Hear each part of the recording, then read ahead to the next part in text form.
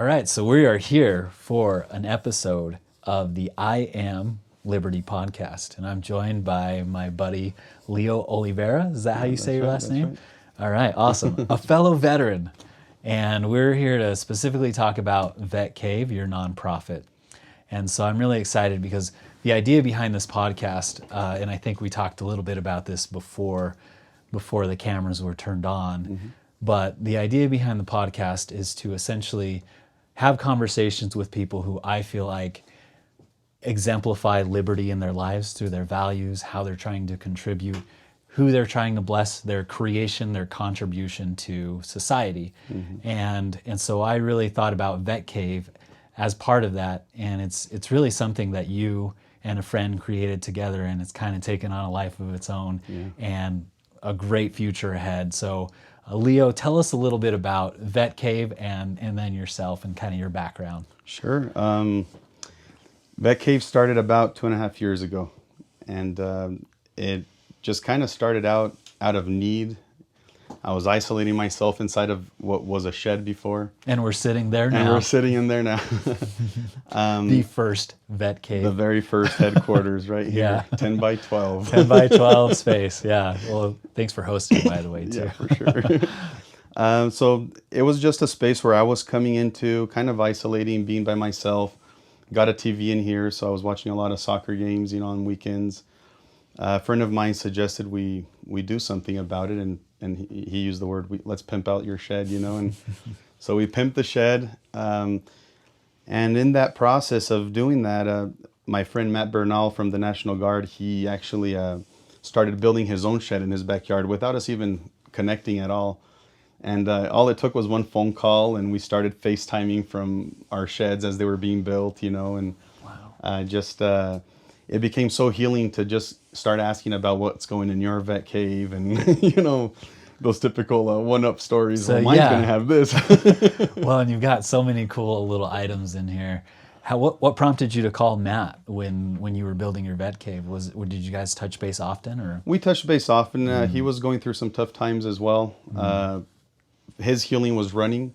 He went from riding an electric bike, being overweight, to running marathons, and every day I think he's running a good 10 miles a day now. Whoa. But No thanks. you'll see him running around Heber there somewhere. Oh, is that right? Yeah, Okay. he's always around Heber, and I was just checking up on him, and he was updating me on what he was up to, and I was trying to work on trying to come up with an idea for a final graduate capstone for my master's degree, and that I had just taken a class in nonprofits, and I was in here and I thought, you know what, Matt, what if we did something that can be self-sustained, right? We can build vet caves for veterans, but then tell their stories on camera and tell them what is in their vet cave would be the story itself, and us, we got very excited about it, and it ended up being a grade, and beyond a grade, my professors said that they definitely thought I should do it. They thought it was a great idea.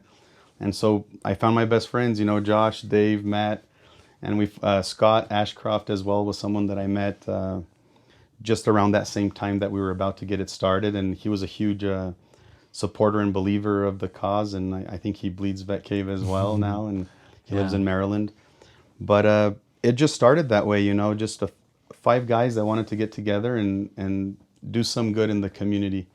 We didn't know what we were looking at, the challenges of a nonprofit. It was just, like I said, a 80-page business plan 80 for pages. school. So you put some work into it. Yes, definitely some work. And hopefully you got a good grade for it, at least. Yeah, definitely. Okay. Now that we need to talk about grades here. No, I love it. You're repping the Vet Cave, shirt. It is this community that you've created that I've seen your posts on social media about, which is kind of one of the reasons why I want to talk. And you mentioned Josh, you mentioned Dave, you mentioned Matt, all part of the Vet Cave, which we're going to have Josh in here. We're going to be able to talk to him a little bit more about it. But what would you say, so for maybe our not so astute listeners, Vet Cave, short for veteran, right? Yeah, there you go. So, like the Bat Cave. Yeah, like the Bat Cave, but it's a Vet Cave. You've got all these items that mean a lot to you.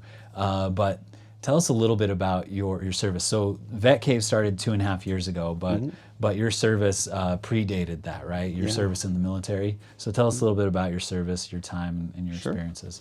I'll even come back a little bit more. I came here to the U.S. as an international student from Brazil. Okay. Okay, and What year can you say? 2005. Or are we keeping it general No, so no, people can't 2005. track you down? Okay. Yeah, 2005. I was here for the first time. Experienced winter for the first time in Utah, and I couldn't believe people lived in this level of cold. I still can't believe it, but we're here, and the experience was great. I ended up getting married.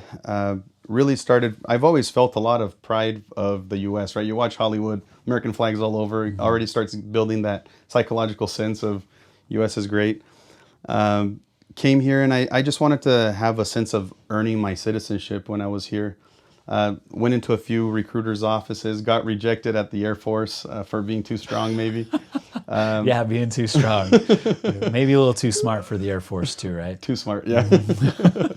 Ended up with the National Guard. And what I liked about the National Guard was really the sense of community, right? And I think that kind of builds back to why the Vetcave. And the National Guard, I saw it as it's a local militia, right? And it was, for me, far more important to focus on what I can control locally than try to support something more federal at the time. So that was one of the decisions I made was I'll go into the Guard. Started out in the field artillery as a power generator. Okay, I didn't know that. I didn't have a citizenship at the time, so you had to pick like a non, I don't know, an MOS that didn't require a clearance. Yeah, yeah. So not technical at all. Yeah. Went into power generators. My unit did not have any power generators, so within 8 months, there was a chance to get reclassed. And so that's when I got into the MI, and I did interrogations, 35 mic work, and then 35 papa with the signals intelligence. Oh, wow. Okay, so you got 2 MOSs in that time that you were in the Guard. And 3. 3? Oh, yeah. Power generator, yeah. Yeah, sorry, the power generator for 8 months. Yeah, yeah. So, interrogator, papa, which is signal intelligence. Did you have a language as well? I speak Portuguese and Spanish natively. Oh, you speak Spanish natively as well. Okay, great. So you joined. You were in. What jobs did you do in the military? Like, what was your experience in the military? If we can talk about that, because I think it's relevant to like the creation of Vetcave as well. Yeah. In the Vetcave or in the Guard, I ended up going active Guard. Okay. Right. I was put on orders for about 4.5 years, and during that time, did a lot of intelligence analysis and linguistics type work. Got to support a few, alphabet type agencies, and it was a great experience just to see what the real world is like out there. Yeah. Very eye opening. I think it puts you in a sense of alertness. I think that is different when you're consistently dealing with things that are of an evil or negative nature, or crime type nature, and so it definitely put things in perspective for me, right? And at the same time, a lot of gratitude for living in Utah and in a place where it's fairly safe. Yeah. So what would you say are some of those? Yeah, because relatively speaking, we're really safe here, and there's a lot to be grateful for, and so I'm glad that you kind of honed in on that because really the contrast between maybe the worst side of humanity, the worst the worst of humanity's, I guess, indulgences or urges, you got exposed to all of that. And so, but then you have the contrast of living in Utah, kind of this, we're surrounded by the mountains and we're able to experience all these things.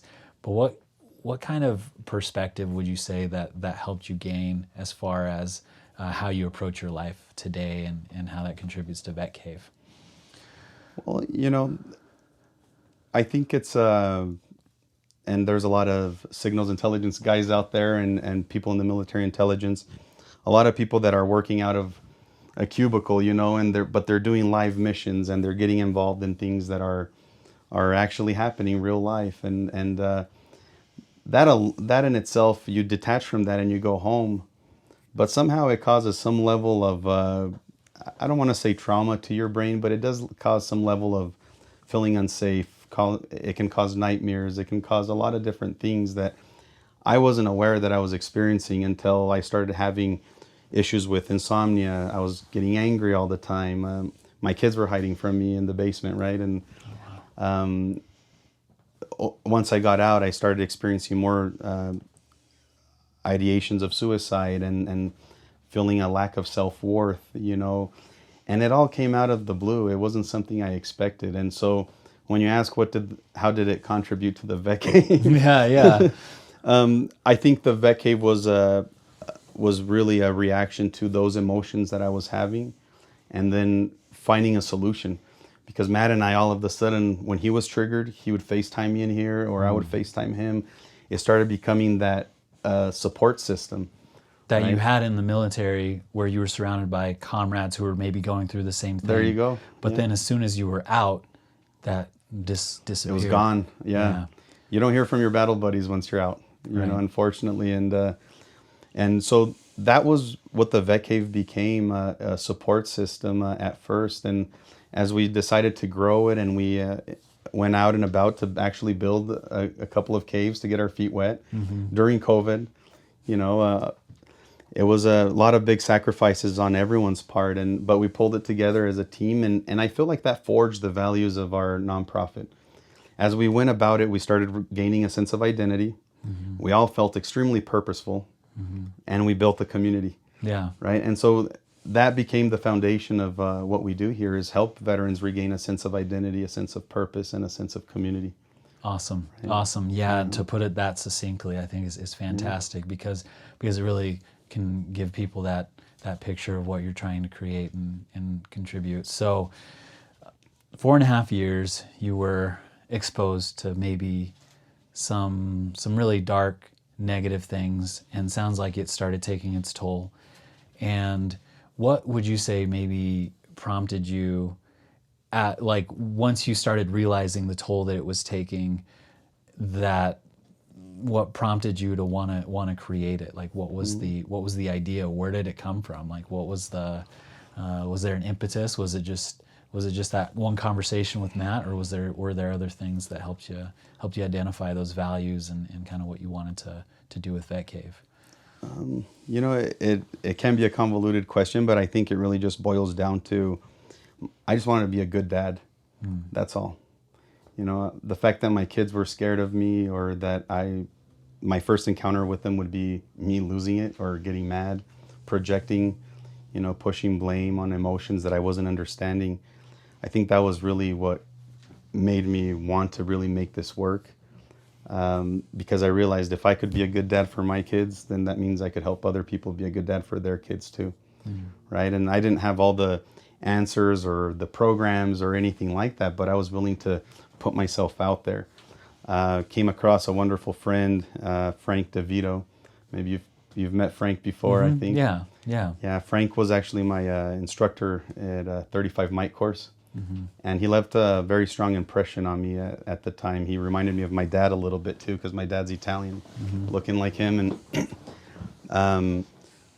But Frank had just started his nonprofit, Das Hua, a couple of years before. He was doing conversations as well. Like this, that led to a program that he runs now called Heroes Haven, right? And it takes a little bit from Save a Warrior program as well, but that program changed my life, man. It was and Frank was a huge positive influence in my life as well, and that's really what I've learned from nonprofits, is that we don't have all the answers, but as we band together as a community of nonprofits, we can really make a big impact. And so the Vetcave has become a huge network, I feel, where veterans can come, and if they have an issue, I may not be the guy that's going to help you with some drug addiction, or maybe you need a service dog, but we know people and we can help. Yeah, you're very connected. I know that. Like, you've got great resources, and if somebody needs something, you guys, if you don't have the resources, you'll find it. Exactly. So what are some of the struggles that you've had just getting this launched 2.5 years ago? Has it been just smooth sailing, man? We're cruising, we're creating Vetcaves? No. It's definitely taken some adapt and overcome, some pivoting. Yeah. COVID was a big one. Well, the cave's still here, so But the cave is so that's a good sign. yeah. We've definitely learned quite a bit. There's the business plan from the grad program, and then there's real life and the things that we've become. And I think the most important part is to recognize that the Vetcave isn't necessarily a structure, but it's a community, right? And it's an organization that is working really hard to keep the conversation going, right? We have our Vetcave huddles. We get together on at least once a month. We try to get together on Tuesdays, 6 p.m. We can share that Zoom. Oh, that's awesome. We'll be sharing it along, but Yeah. basically it's a safe place for veterans to come and talk. You get the whole veteran friendly, talking crap on each other and Yeah. who wears Yeah. the pants in the house, and we laugh. And it's I even remember one of our veterans, she laughed out loud and during our Zoom, and she said, "Man, it's just like back in the old days." So that was meaningful, that type of feedback, because we are keeping the conversations going. It's not just that stale old organization that some people don't appeal to, where they feel like, Man. I'm sure you've experienced some, and I know that they are aware of their staleness, and they're working really hard there's a lot of great organizations out there.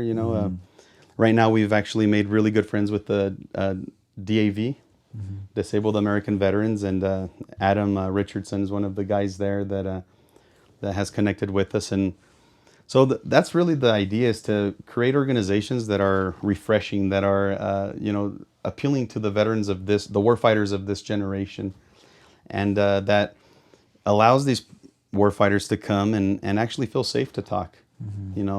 There's so much trauma, man, that we just keep inside, and it comes out in anger, it comes out in all sorts of neglect, and so that's what we're here for, is to just help people regain that sense of self-love, self-compassion, and keep it safe. Well, and I mean, there's so many things that you've covered that I think resonate with me. Obviously, just being veterans, and we were in the same brigade with the 300th, and I guess for me, hearing that you're trying to create that community, you're trying to give people that sense of purpose, the mission, if you will, and that you can keep the conversation, the communication open. Because, so I got out a year and a half ago. Actually, it's going on 2 years now. And it's just kind of funny, right? Because you get out and it's like not even beard. Yeah, that's the first thing you do, right? It's like this gross, like grody beard. Like I can only grow a chin beard, so it was like this really gross. Oh man, it's pictures from that time. I might bring it back. I don't know. Do it. But being in real estate maybe it makes it a little bit tougher because I try and look professional. But yeah, it's like there's nothing, there's no pat on the back. There's no hey, thank you for 12 years or thank you for however many years. It's just like, all right, I'm out. Like it kind of feels like, especially being in the Guard, it kind of feels like normal life, except I don't have to worry about 1 weekend a month. Yeah, 1 weekend a month, Last minute training, or a constant there was a constant hounding for me to get deployed. And that's I had to get out because I was like, nah, man, two's enough. So in the Vetcave, I think it's really cool what you're doing, because instead of just this like, hey, you're done, like, and then there's absolutely nothing. It's almost like a vacuum, right? Because you had this purpose, you had meaning, you had camaraderie, and you had support in a lot of ways with the military. But then once you're out, you're in this vacuum, you're in this void. It's kind of like maybe a one-night stand or something, right? You're not a duck. You're not you don't know what you are. You don't know what you are. Yeah, like it's like, thank you. Have a nice day, right? There's nothing. And sure, there are resources, but like you said, it's very stuffy. Like there's just very, it's very bureaucratic. It's almost like being in the military again. If you're trying to deal with these. You just jumped from military. Now you have to go deal with the VA, and you end up experiencing a lot of challenges as well. And veterans give up because it's hard to get your stuff filed with the VA, and then you don't get content with what they just, or you don't feel like it's right, the percentage they give you, have to file a claim against Just that keep again. fighting and pushing. The fight never ends, Yeah. right? You were fighting in the military for your career. Yeah. And now or pay. And now you're fighting for, just getting taken care of, getting your health taken care of, and you feel like you're an inconvenience. It can be very challenging as well, that transition into the VA. But, part of what we talk about in the Vetcave is don't give up on that, man. It's your career, it's your health, it's your benefits. Persistency really does pay. There you go. Yeah. And there's organizations out there that are there to represent you when you get out, and so you're not alone when you get out. It's the challenge is you don't know where to go, and so the Vetcave is a safe place to start. Yeah. From there, there's so many other places to go that sky's the limit, Yeah. for what you can do as a veteran. Well, and just knowing, just pre-conversation and everything, you talk about supporting veterans through like entrepreneurship, through career counseling, creating a culture. So what are some of the things that I guess you're doing specifically with Vetcave to help soldiers? Like what are some of the things Sure. that you've done and that you're doing? So I know we talked about the Zoom call and everything. Let's talk a little bit Yeah. about past glories real quick, but then definitely jump into what's coming. But Yeah. last year, I think our goal was to get our feet wet and prove that we could do what we said we would set out to do. And so we built 2 vet caves, right? The first one was for Nate Taylor, and the second one was for Colton Bird. Both of them are guardsmen. Nate deployed in 2012. Colton deployed in, I think, 2018. Both of them to Iraq. Different issues, they have their own things that they're dealing with, their demons and health issues and whatnot. But wonderful recipients. We built the caves for them. Nate ended up getting a life coach license through a volunteer of the Vetcave community. And he started out as just getting the life coaching sessions, and then he loved it so much, he ended up getting his own certification. He's now specialized in PTSD and trauma for coaching, and he's running our Vetcave huddles. Okay. So he's the guy that's helping us keep the conversations going. He's and the one who wears the pants. he has some big boy pants, man. He's an amazing human being. He's put the Vetcave to use in his backyard. He's definitely used that creative space in a way that's become healing to him. We did an interview with him not too long ago, and I can't wait for that to be out here soon as well, just as a year mark update. And his life has changed so much. In his own words, since 2012, this is the best he's felt in quite some time. So to be able to hear that, it's not us, it's him. He put in the work, but we are grateful that we got to be part of that and bring to light the shed that he had in his backyard. He's flipped he's been able to make some money out of that, so that's very positive. Colton Bird, he's focused on developing a service dog training program out of his shed. He's a sheriff. He works for the sheriff's department, so he has his career going. But the goal is that he would at some point do service dogs. They had some beautiful German Shepherd puppies not too long ago, and I need to connect with them and see where that's all at.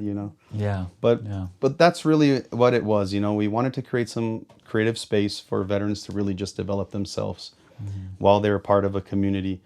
We don't expect anything from them. It's just a labor of love. But moving forward with lumber prices and prices kind of went up quite a bit, and so we had to pivot a little bit and adapt.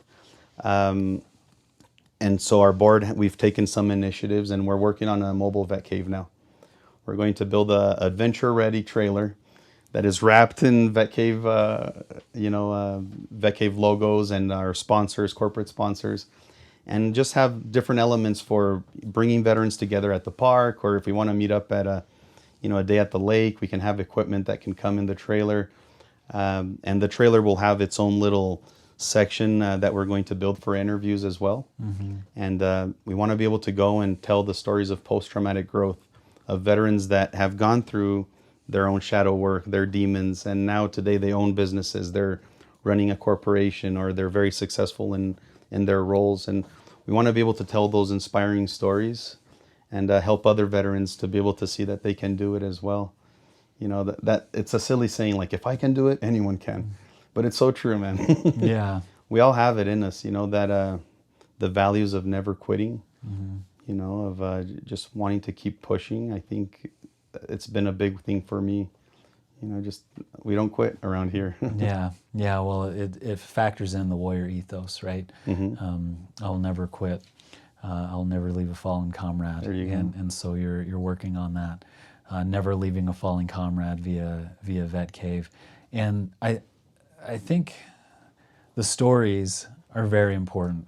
The interviews that you're going to be doing with other soldiers, because we're having a conversation, but it's the stories behind the conversations, the individuals that really make a difference.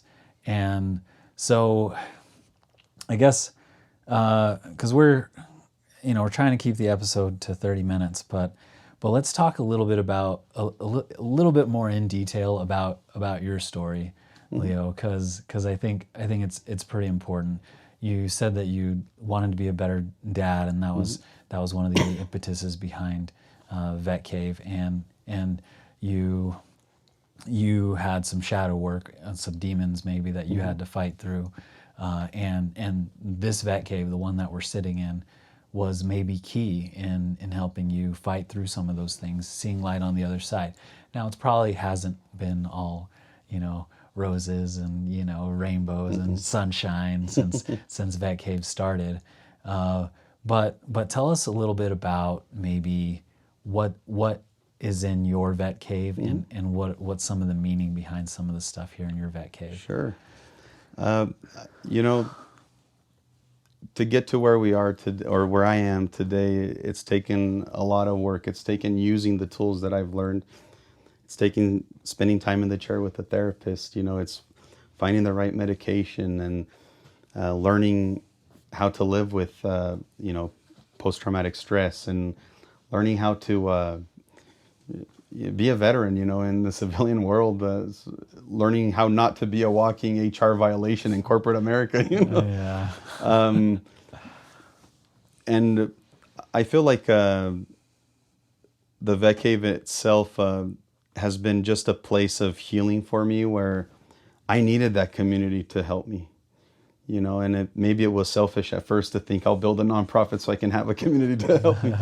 But I think that at the end of the day, that's what we all need, is our own Vetcaves, our own stories to tell, but more importantly, to be heard, right? Through Heroes Haven, I learned so much about just our own emotions and what we own and what we shouldn't own, of feelings that we have, right? Such as remorse or guilt. There's different things that we need to identify and how we feel about ourselves even. And so Heroes Haven definitely shed that light to me. I learned how to even sing Baby Shark at Heroes Haven, sing it with my kids and be funny. But this Vetcave for me is kind of a place where I get to put my egos, I guess, if you want to call it that, the things that I've done, the things that I've accomplished, not to brag, but because sometimes I think we forget our path. We forget the journey that we've taken. We forget how strong we are, the difficult things that we've gone through. And so just in the walls of my Vetcave, I have different things, such as my professional soccer career. I have the last uniform I wore and the last right boot, right? I have some of the diplomas from the military career, different things that I had to, coins and things like that represent my military time, civilian time, some congressional recognitions, degrees. I like to keep it all in my Vetcave. It's kind of like representing the story, right? There's a very important painting that I had someone paint this. It was a dream that I had when I was 18, where I was holding a hand to a little boy, and so it's a very important piece in my cave as you come in, and it's a constant reminder of the importance of passing on good values and not passing on the trauma, and so this is a safe place, not just for veterans, but it's for my kids as well. It's for my wife. It's a place where we can talk tough things, and then resolve them and then move on. But it comes because we have the tools, right?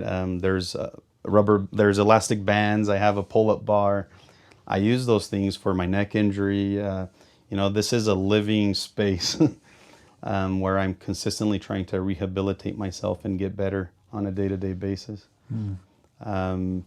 But lots of memories in here, man. Yeah. Lots of stories. Lots of different stories, that can be told. Yeah, no, that's awesome. So now we know like what's in your Vetcave. You surround yourself with these little items that remind you, maybe any visitors that you have, that hey, there's a story here. There's a lot that's been overcome. There's a lot that's been accomplished. But I think we were talking earlier where it seems like maybe a place of inspiration too, where you go and because you realize, hey, I'm here, I made it. I may have fought through some really tough times where I didn't think that there was going to be an end in sight, but I'm here, and that's kind of a point of gratitude, I think, where we can be grateful for where we are, what we've overcome, but then realize that there's so much more to come as well. And there is. I mean, you got here some notes from the real estate there you go. test. It's kind of it was a 4-year goal that I had. 4 years ago, I thought I'm going to get my license one day. Yeah.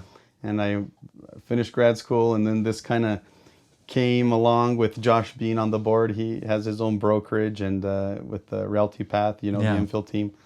And it just kind of worked out where we figure out ways where the Vetcave can be consistently funded, where it can actually work. Running a nonprofit is hard, especially when our first Vetcave, I fasted for 22 days. I drank water only to raise funds to build this cave. Whoa. There has to be better ways to raise money. No kidding. Fasting for 22. Yeah, it was an amazing achievement. We did it here in the cave as well. Dave Kent and I would meet here with cameras, and we would do daily updates of what it felt like to not eat. Whoa. Yeah. And it was a transcending experience, man. It was the most beautiful thing I've experienced outside of just being a dad, becoming a father, just coming to a place of self-compassion and feeling hunger, understanding hunger, is something that I think very few people willingly want to do. And but it was life-changing. At the time, it helped us get the Vetcave moving forward. A lot of blood, sweat, fat, a lot of peeing. But now we're on to different plans. We're starting the real estate side of the business, and hoping to help veterans find homes. And then as we help veterans, then we make donations from those transactions to the Vetcave and continue doing Vetcave stuff, and continue building the community out, and just keeping the conversation going is the important part.